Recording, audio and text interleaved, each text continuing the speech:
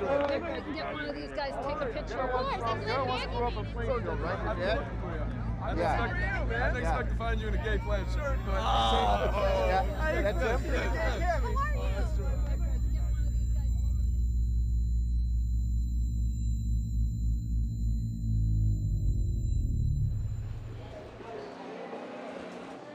How you doing tonight, ma'am? I'm doing good. And how's that good, man? Well, I'll just show you a little bit of it. It goes all the way down my leg, but I'll show you a little What? bit. Were you an accident? Oh my gosh, man. It goes all the way to my butt crack, all the way down, and I got a metal rod from my knee to my hip. I got shot in Afghanistan about a month ago. Yeah. My first reaction to the film, it's very conflicted.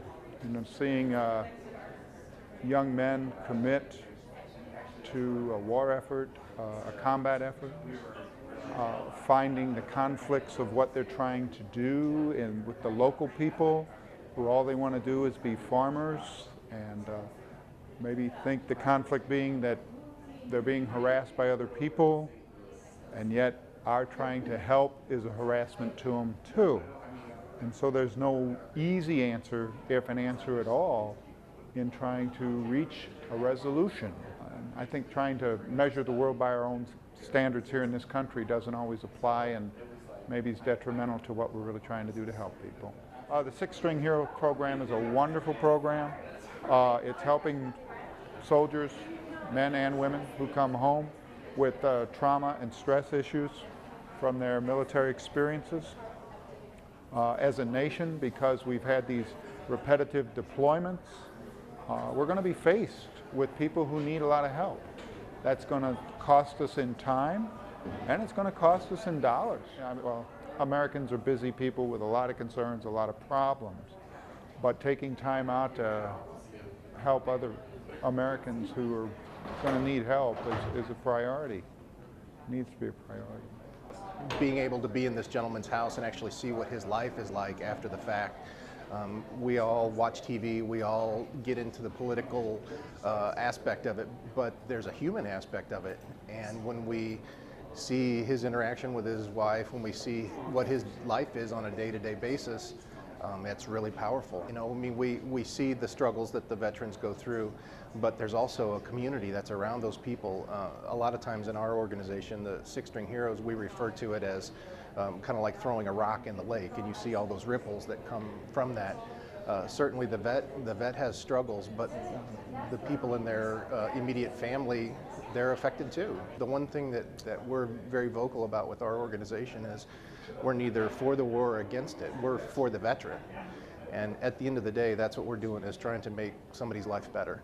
I think it was very generous of them to allow that filmmaker into their lives the way they did, because the thought that occurred to me over and over again was how many times the story is multiplied. And regardless of what political attitude or feeling you have, or even sense about the war or war in general you have, to understand how many people in our country are having this kind of experience, I think is critical. It's a fantastic movie. It's real, and it displays a lot of the turmoil and the agony and the fears that's in our soldiers before, after, and during combat. There's money made by wars, but the cost of war afterwards is probably 10,000 times greater, especially in the lives of the people that are affected by the wars, that are in the wars themselves, that's actually doing the fighting.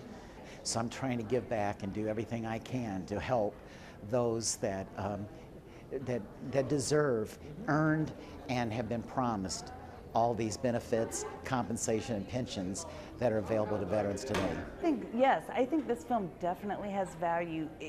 It's hard to imagine what Afghanistan would be like, but I think this movie really gives you a sense of the terrain, of the Afghanistan people, of the soldiers, and how they have to negotiate with the people in the villages. It gives a really true picture, a painful picture at the same time. It seems like it's really true to life, the emotions that he's going through, the post-traumatic stress, his very young wife struggling with how to help him overcome some of this, and then his desire to go back, his intense desire to get right back out there as soon as he can, and his frustration that his recovery is so long.